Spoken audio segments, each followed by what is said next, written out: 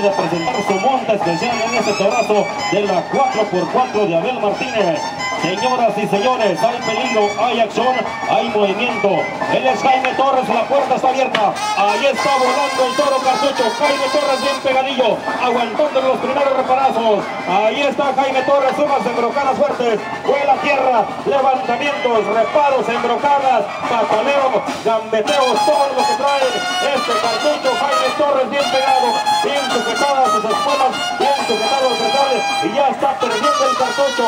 Pues Jaime Torres todavía, y trae un segundo aire el cartucho. Ahí está volteando Jaime Torres, que no se quiere dejar, y el ejemplar también, que no calla ni que hierba escocer. Un enfrentamiento de grandes. Ahí está Jaime Torres recuperando el pretal. Ahí se le quedó el pretal. Venga el aplauso para Jaime Torres. Son los jinetes de Santa Catarina, mis amigos.